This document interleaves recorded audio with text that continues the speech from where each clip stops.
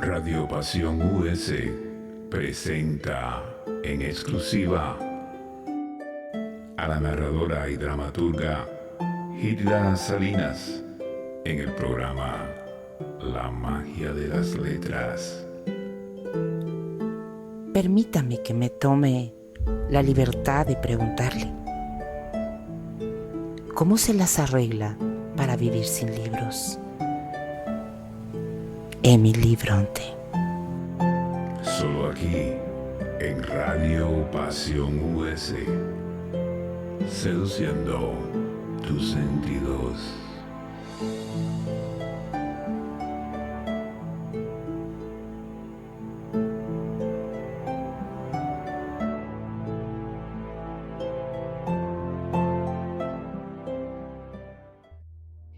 Buenos días, tardes, noches o cualquiera que sea la hora, pero no hay otras, ¿verdad? Nada más esas tardes, noches, medias tardes, medias mañanas, lo que sea, que el tiempo que les agarre cuando escuchen esta grabación y este programa, en donde son siempre muy bienvenidas y muy bienvenidos. Soy Hilda Salinas y el programa es La magia de las letras y estamos en Radio Pasión US, que quiere decir nosotros.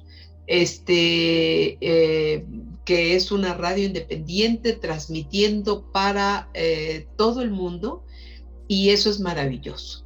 El día de hoy mi invitada es una personalidad muy fuerte y muy importante para las mujeres, es la señora Alaide Fopa, profesora Alaide Fopa, poeta Alaide Fopa, luchadora social Alaide Fopa. Tal vez las personas mayores la recuerden porque fue una de las fundadoras de la revista FEM. Ella y Margarita Flores fueron las primeras que se reunieron para planear la posibilidad de hacer una revista que contuviera puros artículos de interés para las mujeres. En esta revista empezó a escribir Elena Poniatowska, y Alaide fue una mujer que hizo mucho porque las mujeres tuviéramos conciencia de cuáles eran nuestros valores y nuestras expectativas en la vida, y no estar sometidas ni ser una carga, sino al contrario, entender que teníamos los mismos derechos y que buscábamos la homologación de estos derechos en trabajos, en la vida, en el hogar y en todos lados.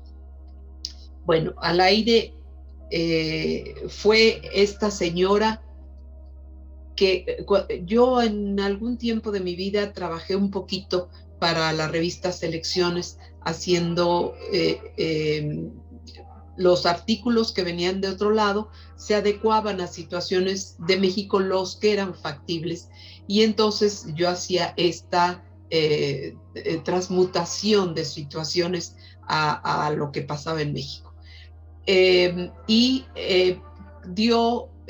movimiento feminista era fuerte en ese tiempo, estamos hablando de los años 80, los últimos años de los 70 y los primeros de los 80, era muy fuerte, porque como que se revolucionó la posibilidad de que tuviéramos más derechos, y que no hubiera diferencias, por ejemplo, en el voto, que pudiéramos votar a la misma edad, por ejemplo, que una mujer no necesitara que fuera su mamá o su marido a acompañarla a hacer una operación de compraventa de un inmueble, o a sacar una cuenta de banco, o a comprar un carro, o a hacer incluso su solicitud para licencia de conducir. En la Ciudad de México, gracias a eso, empezó a moverse el mecanismo y hubo cambios, pero en los estados tardaron más para hacerse. Bueno, ella fue una de las pioneras que tuvo esta insistencia en concientizarnos de nuestros derechos y por lo que teníamos que estar unidas y pelear. Entonces, bueno, yo cuando me dieron esa adaptación, obvio, ya tenía noción de ella porque sí leía la revista FEM. Era muy joven, pero la leía porque me interesaban los artículos, y entonces me puse a buscarla Y claro, me acordé, tenía muy poquitito que habían, yo esto lo debo haber hecho en febrero o enero de 1981, y ahí me enteré, me vine a dar cuenta de que había habido una gran revolución en la Ciudad de México porque había desaparecido. En los últimos días de diciembre, afuera de la Embajada de Guatemala, y entonces entrevisté a otras feministas, y ellas fueron las que me confirmaron que en efecto había desaparecido, que no sabía nada de ella, que había desaparecido en la ciudad de Guatemala, y que estaban todas muy indignadas, no solo en México, también en Francia, en Estados Unidos, por esta desaparición y por la poca responsabilidad y respuesta de las autoridades para dar alguna razón de su vida. Y su familia tampoco sabía nada. En fin, cuando eso me hizo abocarme a enterarme un poco de su vida, y dije, yo un día voy a escribir una novela sobre esta señora, porque me parece que es muy importante que más mujeres la conozcan. Y bueno, pasó mucho tiempo, pasaron casi 20 años para que un día con un grupo de otras teatristas se hiciera una bienal aquí en México, donde se fue a invitar a varios países para que mandaran a 2 teatristas de diferentes de esos países a los que fui a las embajadas. Me tocó a mí hacer esa chamba porque formaba parte del comité, y yo estuve en la Embajada de Guatemala y me entrevisté con la hija de Alaide, y cuando me dijo que se llamaba Laura Solórzano Fopa, dije, oye, yo quiero escribir una biografía de tu mamá. Me dijo, sí, ok. No le hizo ninguna, ni gusto, ni me la creyó, yo creo. Además, pues no me conocía. Sobre todo porque, como lo dijo Rafael Ramírez Heredia, Alaide tenía muchas amigas escritoras y a nadie se le había ocurrido que era justo hacer una biografía de ella, una biografía novelada, no una biografía histórica, sino novelada, que tiene muchas licencias, porque la histórica te tienes que ir con los hechos y lo que no consta no existe, pero con la novelada pues puedes poner los pensamientos del personaje, lo que dice, sin que esto haya sido cierto, sino interpretando hechos. Entonces, me propuse que la iba a hacer. Mi profesión de escritora siempre ha ido en 2 líneas. Una es la narrativa y la otra es el teatro, la dramaturgia. Se me da, y un poquito siempre las medio combino. Igual en mis obras de teatro se siente de repente algunas situaciones poéticas porque me salen así, como prosa poética. Y en la narrativa siempre tienen algo que, por ejemplo, como los diálogos se me dan muy bien, y no es porque presuma, pero así es, porque precisamente la dramaturgia me ha ayudado en el perfil del personaje a lograr que el personaje sea creíble por la forma en que se expresa. Eso, obvio, es del teatro. Entonces, me propuse a escribir esta biografía y empecé a buscar a Laura Solórzano, que además me había caído muy bien, pero me dejaba plantada, que hoy no alcancé a llegar, se le olvidó, pero de repente yo soy Tauro, así que soy necia, y dije, lo voy a hacer y lo voy a hacer, y entonces logré hablar con ella, logré que me llevó unos libros de su mamá, unos publicaciones que tenía de ella, y también me contactó con algunas personas y desde luego me dio su testimonio. Yo decidí hacer esta novela incluyendo los testimonios de varias personas, que es un poquito como periodismo, dado que yo no compartí con ella. pero que llevaba un proceso de tiempo para que se viera lo que había hecho, los logros que había tenido y todo lo que había pasado en su vida, hasta su desaparición, que por cierto ya para 20 años después ya se sabía que había muerto, no cuándo ni dónde, pero sí se sabía que había muerto. Entonces, esto me implicó hacer unas pesquisas grandes, comprar todas las revistas FEM, incluso cuando ella ya había desaparecido, porque durante mucho tiempo pusieron una esquela que decía, seguimos, insistimos en que tiene que aparecer y, en fin, como a modo de protesta. Y bueno, pues entonces escribí esta biografía que se llama Alaí de Fopa, el eco de tu nombre, y que me permitió hacer una investigación profunda. Fui a la ciudad de Guatemala por primera vez en mi vida, y entrevisté gente allá, caminé por donde ella había estado, en donde había dado clases en la universidad, en la zona donde vivía con su mamá, en donde estaba porque siempre iba a donde ella hablaba muy bien italiano. Les voy a hablar un poquito de ella, por supuesto, y entonces ahí había una sede donde daba cursos y conferencias, y todo eso lo caminé allá, y aquí también. Estuve en la zona donde vivía, en la colonia Florida, estuve en la universidad, desde luego, hablé con sus compañeras, todas me dieron testimonio, sus amigas de FEM también, entrevisté a personas en la UNAM que eran de otras áreas, o que coordinaban con ella, o que coincidían por la revista FEM, incluida a Elena Poniatowska, y bueno, este libro está hecho a base de eso, de esos testimonios. Alaí de Fopa, aparte de ser poeta, como ya lo había mencionado, hacía también artículos para un diario de Guatemala, el Diario de Guatemala, y hacía también aquí para algunas revistas, y era crítica de arte. Cuevas me dijo, es la crítica más positiva que hay en el ambiente. Ella le ve todo lo bueno al cuadro, no está criticando y no destroza las obras. Bueno, Alaíde se casó en México, curiosamente, y luego se fue a vivir a Guatemala. Bueno, primero se fue a otro lado, a Francia. Ella había nacido en España. Nació en España.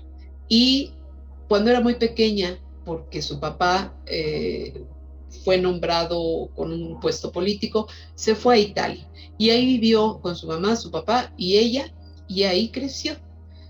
Sus papás se separaron, su padre se regresó a Buenos Aires porque él era argentino, y su mamá era guatemalteca. Y se quedó, porque ella estaba estudiando en la universidad, se quedó cuando empezó la Segunda Guerra Mundial, y después se fueron a España.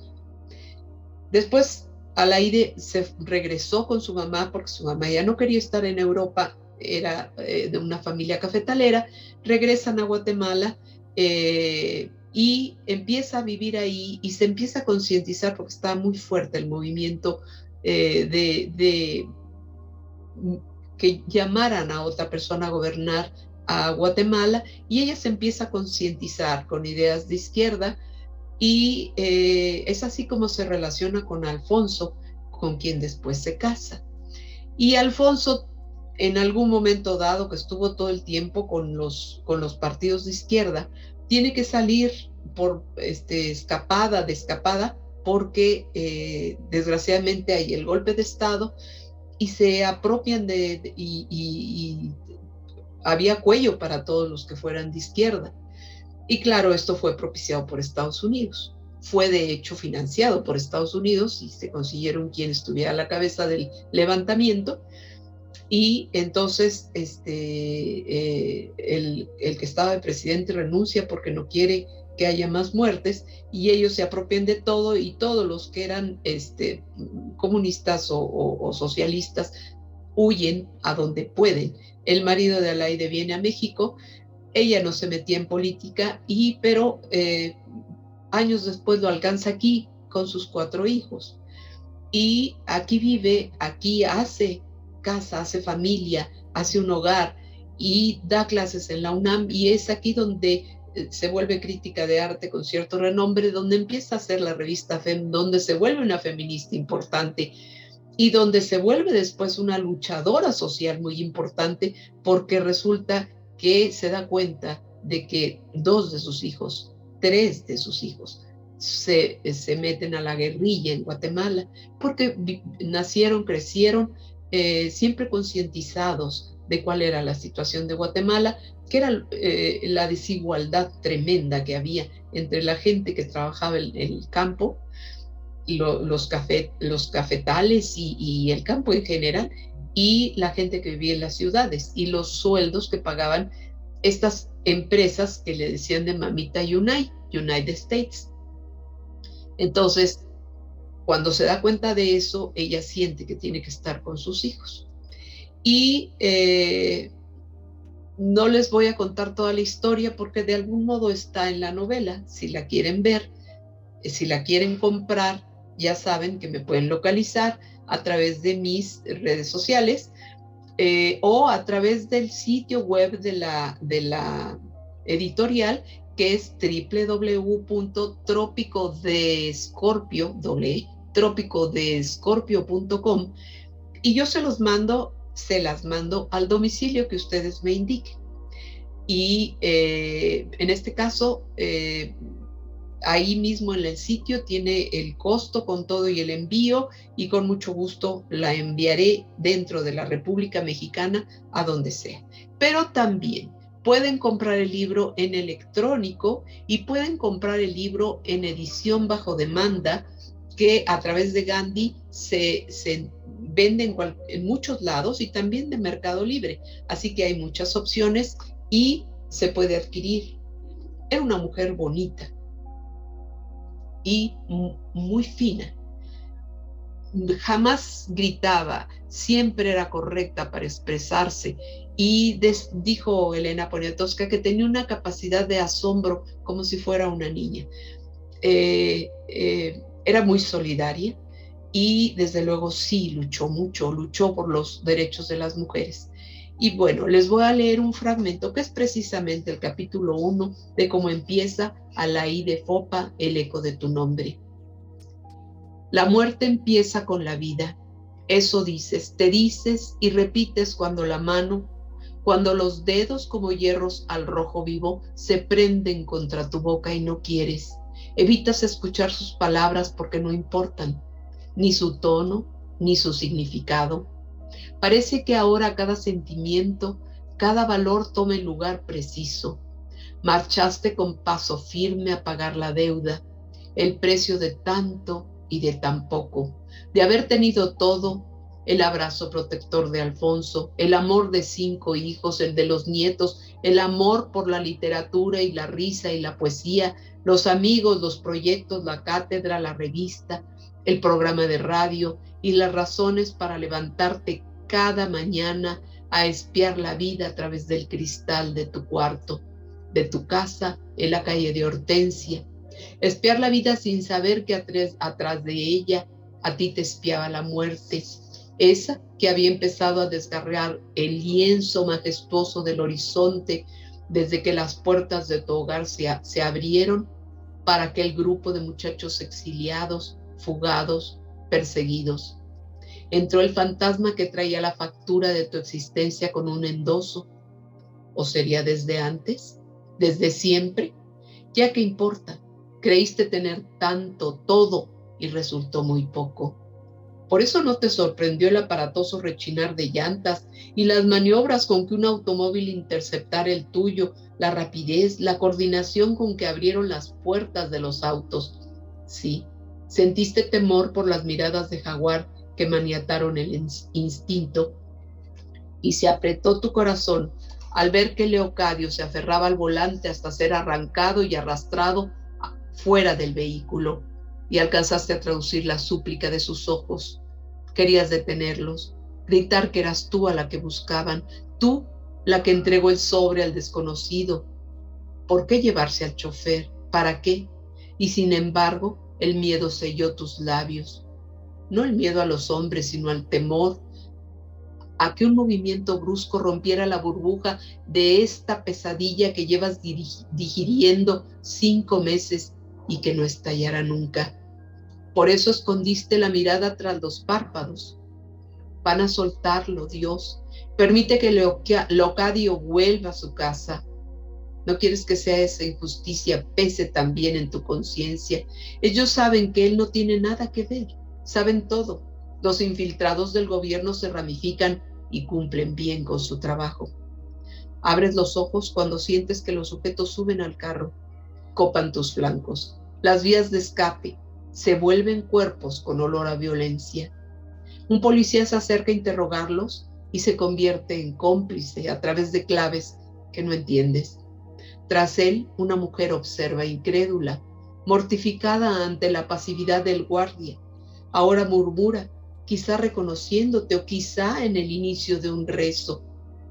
Todos saben cuáles son los procedimientos contra los guerrilleros, los comunistas, los sospechosos. No, no te sorprende.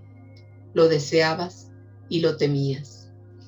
Llegaste a Guatemala con el sobre en la bolsa presa contra tu vientre, como si estar en la mira te volviera invencible y sin embargo, segura de llevar el boleto de peaje. Llegaste con la pena trenzada al pavor y al deseo. De ahí la precaución de hablarle a Caterina, que si podía ir por ti al aeropuerto. El objetivo principal era entregar ese sobre. Las 24 horas de cada día fueron una larga espera. La espera es la ausencia de relojes, es un insomnio de tiempo detenido. ¿El tiempo es el olvido o es la escasa memoria de una historia inconclusa? Listo. Empezaba el final. La casa sola sábado y domingo, la llamada telefónica. Las calles, las noches, el artículo para la revista, la vuelta de tu madre desde la finca, todo tuvo sabor de ansiedad.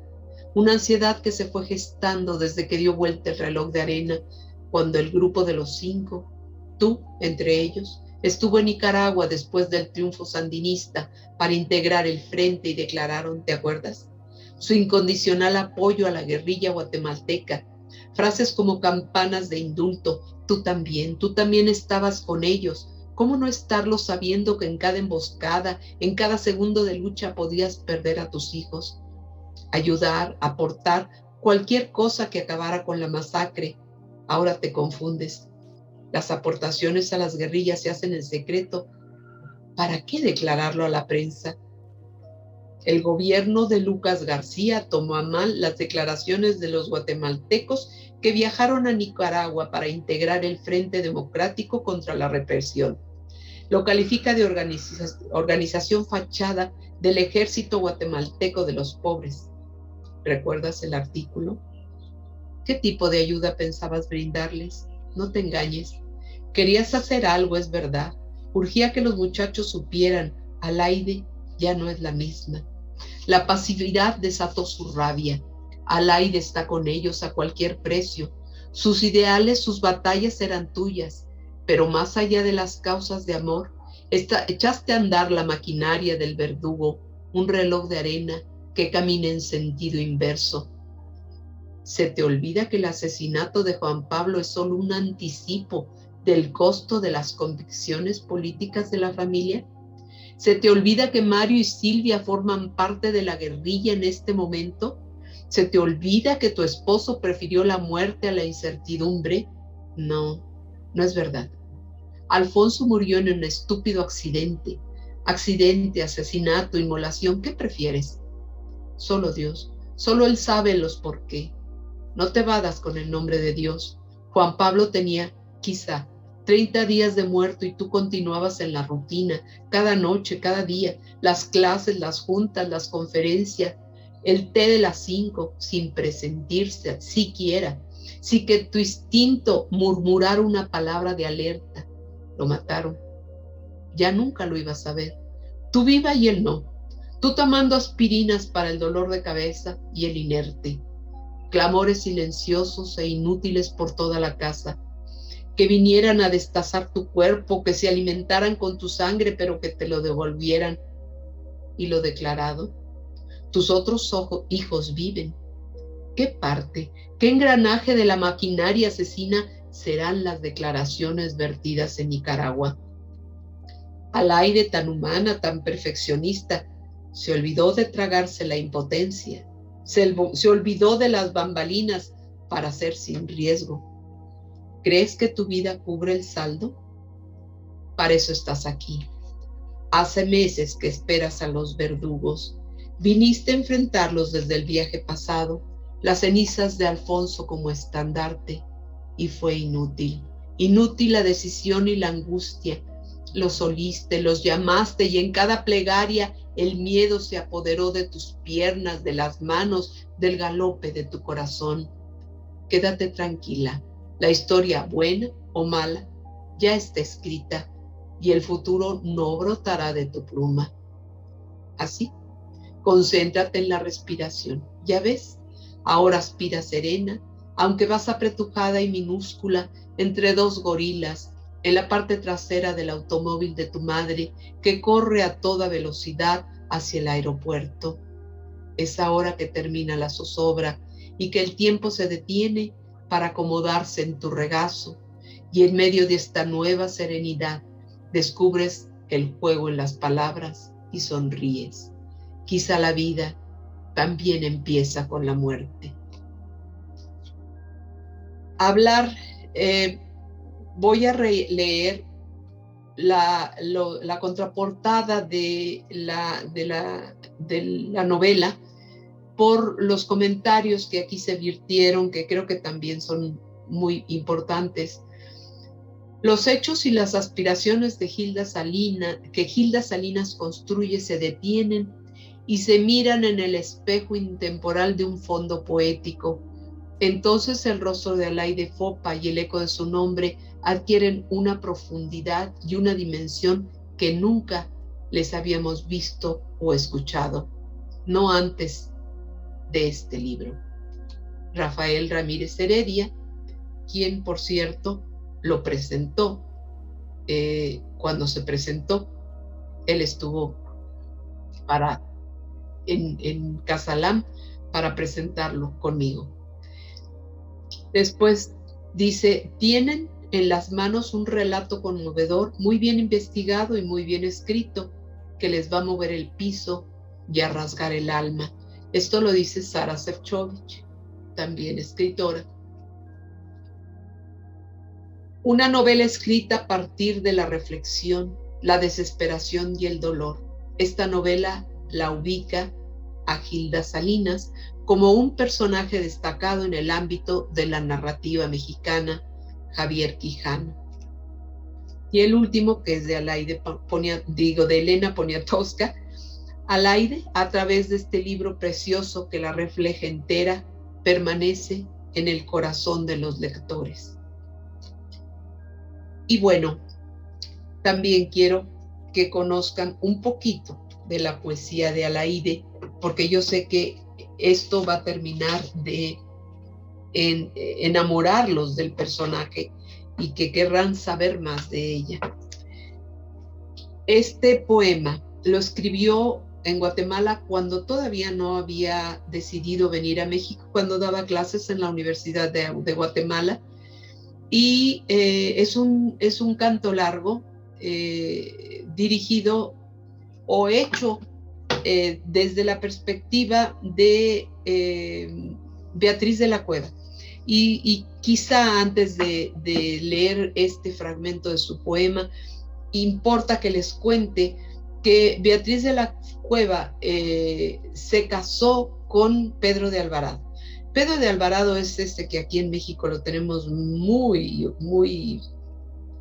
mal concepto por asesino, por cruel. Pero bueno, él conquistó y descubrió para España, para Carlos V, mucho territorio, y entre ellos todo lo que era Guatemala, Honduras, El Salvador, Centroamérica. Y se casó en España, fue a casarse, a que lo nombraran en España gobernador, y regresó casado, pero en el barco había ratas, hubo peste, y la esposa, Josefina se llamaba, Josefina de la Cueva, se murió. Entonces ni siquiera llegó a territorio guatemalteco.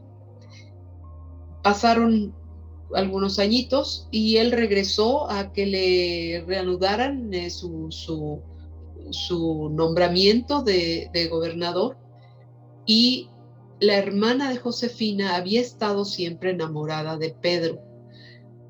Pedro de Alvarado no era de buena familia, no era de alcurnia, y Josefina y su hermana Beatriz de la Cueva sí lo eran de una familia de mucho abolengo. Entonces la hermana se había enamorado de Pedro y ya no se quiso casar, porque cuando supo que su hermana se había muerto, contempló la posibilidad de que él regresara y se casara con ella. Y en efecto, él regresó, se casó y la trajo a Guatemala. Ella tenía algo así como 33 años y él 53. Sí era galán el tipo, pero a él lo que lo movía era el interés y era vanidoso, y además quería más dinero y quería más tierras y quería más territorios. Y entonces Alay de Fopa conoce la historia de Beatriz de la Cueva. Yo les voy a leer un fragmento de su canto largo y después les termino de contar qué pasó con ella. Claro que toda esta información también la pueden buscar ustedes. Ahora ya tenemos muchas facilidades para buscar todo lo que nos dé la gana, aunque no siempre las fuentes son las verídicas. Cualquiera mete su patota en lo que cuenta, ¿verdad? Pero bueno, entonces dice así: en la tierna ciudad de Guatemala pasa la vida como escondido río, bajo la estricta arquitectura de esa corte inventada. Un urdimbre se teje de opuestos deseos y de codicias calladas. Ajena y sola está doña Beatriz. Comienza ahora a conocer que la espera es condición de mujer. Don Pedro es soldado. No haya sosiego mientras siente en el suelo que le fue encomendado la dura resistencia de la gente que defiende su mundo. Don Pedro está siempre lejano. Si detiene el caballo ante palacio, tiempo falta para el largo abrazo que Beatriz ansía, y todavía peor, cuando está ausente entre sus brazos. Solo en sueños le quedan a la mujer que espera y las palabras que se dicen soñando. Esta es la canción de Beatriz. Amor, llévame contigo y dormiremos juntos en la hierba tierna. Guardado en los arcones de palacio, dejaré mi traje de brocado, las 7 enaguas con encaje y el escarpín de raso. A la guerra puedes llevarte una esposa pequeñita y desnuda que cabe en el hueco de tu coraza. Espérame, amor, en la espesura, escóndeme en el verde profundo. Amor, llévame contigo por el áspero mundo que te llama. Las colgaduras pesan sobre mi lecho vacío. Para mi sueño basta el nido de tus brazos. Amor, llévame contigo y dormiremos juntos bajo la ruda tienda. Amor, llévame contigo. Es un poema, es el canto largo del que se editó allá en Guatemala, más bello que yo he leído nunca, la verdad. Me conmueve nada más leerlo, me conmueve, hasta quiero llorar. Y bueno, hay otro poema que es muy famoso de ella, los dedos de mi mano. No lo tengo localizado, pero búsquenlo porque en cualquier lado lo pueden encontrar. Y ese lo hizo muy famosa, sobre todo porque pareció que al final lo que ella dice en el poema se iba cumpliendo, y eso fue terrible, doloroso, muy doloroso. Bueno, y ahora les cuento qué fue lo que pasó con Beatriz de la Cueva. esta andanza de este hombre que no le gustaba estar ahí, quería andar por todos lados. Entonces regresa con otros exploradores, conquistadores o como quiera que se les llamaran, castellanos, a andar en otros territorios, y en una trifulca de guerra el caballo de uno de ellos lo pisa, lo hace pedazos, bueno, muere.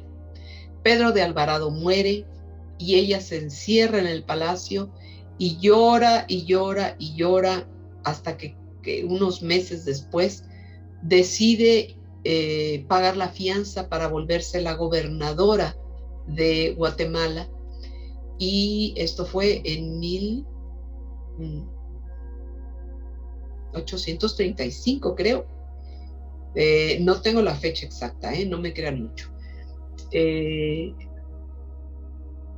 O 1735, pero creo que en el 35 sí estoy acertada. Debe ser 1735, no pudo haber vivido tanto Pedro de Alvarado. Y entonces se vuelve gobernadora, tenía muchas doncellas que estaban con ella y que la apoyaban, y bueno, difícil para que los hombres le hicieran caso. Sin embargo, trataba de ser justa, y fue la única, Beatriz de la Cueva, fue la única mujer que tuvo un cargo importante, que tuvo un cargo de gobernar en el México recién conquistado, y después en el México colonial. No hubo otra. Así que fue una mujer muy interesante. Ella decidió que se quedaba viuda, que no quería tener otro marido, que se quedaba ahí y que iba a continuar con las acciones que había hecho su marido. 2 meses después de que pagó la fianza y fue nombrada gobernadora, viene un temblor. Los temblores en Guatemala son brutales, son bárbaros. Y el temblor es muy fuerte, la gente se vuelve loca, empieza a salir corriendo por todos lados, del castillo, del palacio, lo que fuera. Salen corriendo y ella les dice a sus doncellas, no salgan. ¿Por qué? Porque el volcán de agua empieza a arrojar agua. El volcán de agua está muy cerca de la ciudad. El volcán de agua y el volcán de fuego. Cuando quieren huir por un lado está el volcán de agua echando agua, el otro el volcán de fuego, y por otro lado unos indígenas, unos indios de ahí, de Guatemala, están impidiendo que salgan, los quieren agarrar, entonces, defendiendo lo suyo, por supuesto, y entonces no pueden salir, y entonces son atrapados por la vorágine del agua y esto, y entonces ella les dice a sus doncellas, no salgan, vamos a la capilla y vamos a rezar. Y ahí se mueren, ella y sus doncellas. Las piedras, el agua y todo las mata. Triste final para doña Beatriz de la Cueva. Creo que eso fue lo que inspiró a Laide para que hiciera este bellísimo canto largo, poema, que vale muchísimo la pena también que lo lean completo. Yo supongo que se encuentra también, pero si no, de algún modo yo se los puedo hacer llegar. Yo tengo otro libro que me hizo favor de obsequiarme. Es una compilación de toda la poesía de Alaide que me hizo favor de obsequiarme su hija Laura Solórzano, y que finalmente nos amigamos. Después de que entrevisté aquí a mucha gente, me hizo favor de darme el contacto para hacer otras entrevistas en Guatemala, y que fue cuando fui. Estuve en casa de su hermana Silvia, que es médica, y entrevisté. Para esto ya había muerto su otro hijo, o sea, yo les dije mal, no eran 4, eran 5 hijos. El primero Julio Solórzano, luego Laura, luego Mario, que fue uno de los que también murieron, luego Silvia, y el último, Juan Pablo, que fue el primero que murió, fue acribillado por el ejército guatemalteco. Y fue cuando fui a Guatemala y después, tiempo después, fui a presentar el libro a Guatemala, el que yo había editado, y luego una editorial guatemalteca que se llama Ediciones del Pensativo hizo otra edición y por alguna razón extraña se incendió su bodega y se quemaron muchos ejemplares de la edición que había sacado. Creo que sacó una nueva, pero Trópico de Escorpio ya sacó la edición aquí en México actualizada de Alaí de Fopa, El eco de tu nombre, y que desde luego tiene una fotografía de ella, no la misma que había sacado Mondadori Ray en el agua, que fue una coedición, que tenía otra fotografía también muy, muy guapa, era la foto donde salía Alaí de ahí, pero esa ya era la portada que habían hecho ellos y yo no podía tomarla. Del Pensativo también hizo su portada, pero ha habido 3 ediciones de esta novela y es una novela que tengo el placer de decir que hace muy poco todavía me compraron una en Londres, a través de Mercado Libre se vendió en Londres, lo cual es maravilloso porque no fue libro en papel y que también se sigue vendiendo en edición digital, perdón, en edición de libro electrónico. También me parece maravilloso y sobre todo porque Alaide me ha acompañado mucho. Yo había editado solo una novela, Las sombras del safari, cuando propuse Alaide Fopa y anduve buscando editorial, tocando puertas y después de un rato por fin logré que me tomaran en consideración en Ray en el agua, que buscó esta coedición con Grijalbo, con Mondadori, con Mondadori, Mondadori, claro, Random House Mondadori. Y gracias a Dios ha sido un libro que sigue caminando y creo que seguirá. ¿Por qué? No solo por las feministas que todavía la recuerdan o que la admiraron. Incluso hay una chica que escribe que se llama Alaide Ventura, que tiene ese nombre también por Alaide, porque su mamá la admiraba y que por cierto ya leí su novela y me gustó mucho.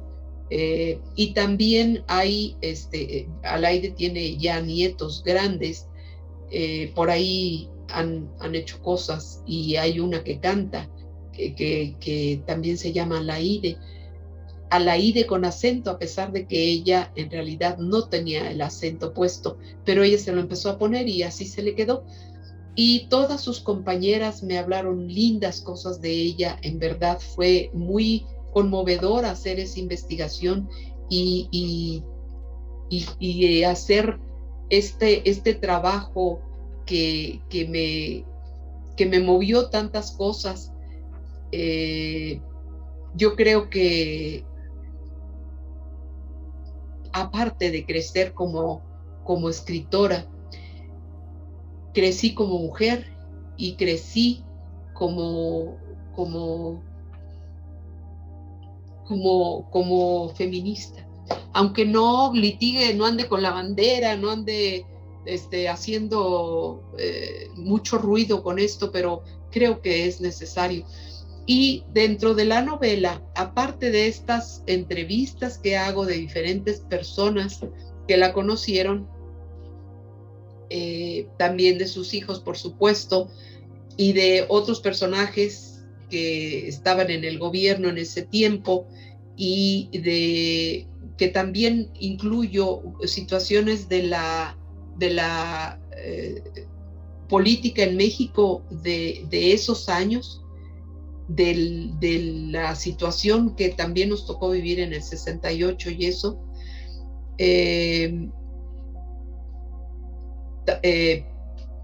De verdad fue un enriquecimiento con todo el tiempo de estar entrevistando y aprender tanto de ella y de crecer tanto. Cuando ella vino a México, que se vino primero sin sus hijos, se vino con los dos grandes y luego fue por los otros chicos. Entonces, siempre escribía: por primera vez, hijitos, nos decimos adiós. De lejos me llaman, os dejo por una estación. Ay, desde mañana vacía estará mi mano, que no anida, una manita confiada, y mis dedos inquietos dejarán bendiciones en el aire. Ellos no saben contar todavía al retorno, no sabrán cuántos días se puso el sol sin mí, mas yo seguiré de lejos los pasos que no acompaño, soñaré cada mañana el trino de las voces claras que no lo anuncia y las nuevas palabras no escuchadas. Yo voy incluyendo los poemas que siento que van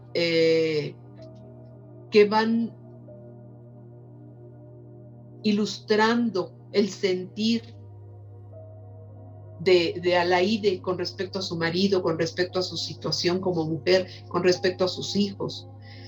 Por ejemplo, lo seleccioné cuando ella estaba en que si venía a México a juntarse con Julio, con su marido, Alfonso Solórzano. ¿Cuántas veces nos dijimos adiós, pasajeros con distinto destino? Pero tu nave no se mueve y yo no puedo dejar la orilla. Ya no tenemos palabras, ni se anima el cansado gesto de la mano tantas veces repetida. Solo espero que un improviso viento hinche tu vela de repente, y tú esperas, quizás, que yo no vuelva hacia atrás y que me pierda por el camino que se aleja, pero nos quedamos los dos, muda pareja inmóvil, sorprendida, en la hora de la despedida, por una extraña condena, viajeros fantasmas que se dicen adiós eternamente. Entonces voy entreverando las entrevistas, las investigaciones, los poemas de Alaíde, y desde luego Alaíde tradujo a Miguel Ángel Buonarroti, y también lo hizo con un poeta muy importante francés, y era un personaje porque Alaíde era distraída, se le olvidaban las llaves del carro adentro, se metía en sentido contrario, claro que era otro México, gracias a Dios, y le gustaban las plantas, y le decía al señor, al jardinero, que quería plantas, que le pusiera plantas de acanto y no sé qué, pero no se daban porque no les daba suficiente sol, pero también porque siempre tenían perro. Entonces los perros se destrozaban las plantas. Conocí mucho a la familia a través de esto, aunque no fueran ni mis amigos ni nada. Sí creo que llegamos a tener un afecto por esta cercanía que me hizo a su mamá. También hay otra cosa muy interesante. Alaíde entrevistó por primera vez a Rigoberta Menchú aquí en México, porque tenía un programa en Radio UNAM. Tenía un programa en donde el programa de la mujer, donde entrevistaba a diferentes feministas, y ahí por primera vez entrevistó a Rigoberta Menchú. Y de ahí que Rigoberta se hizo importante para las francesas, y fueron las que la invitaron a que les contara su historia, sacaron su libro, y de ahí toda la fama de Rigoberta, y ganó el premio Nobel y no sé cuánto de la paz. Y su vida así muy, muy, muy tremenda, ¿no? Y después, al último, dejó un programa grabado con otras niñas guerrilleras entrevistadas, donde pedían ayuda, y participó en frentes de lucha. O sea, hizo muchas cosas a través de sus amigas y compañeras de la UNAM. Hacía mucho movimiento, y desde luego que, bueno, era una figura demasiado llamativa, y tenían que acabar con ella porque jalaba mucho. Y ya solo voy a leer este fragmento, esta parte de la entrevista que le hice a Elena Poniatowska. Alaíde es el símbolo de la lucha de las mujeres latinoamericanas por la libertad, contra la infamia de la desaparición, apenas un pequeño colibrí que las mujeres quichés bordan en su huipil en señal de duelo, cuando sus hombres no vuelven de la guerra, de la cacería, o son, como hoy, asesinados en un campo de maíz, a traición, o se les calcina en una zanja, como los 21 campesinos que se atrevieron a tomar en señal de protesta la sede de la Embajada de España. En la entrevista que le hice a Elena me permitió algunas cosas que ella había escrito, y ahí estaba esto. Y en esa ataque artero que hicieron contra la protesta de campesinos que entró a la Embajada de España, estaba el padre de Rigoberta Menchú, y esto fue una de las cosas que movió a Rigoberta para tratar de seguir con lo que su papá había hecho.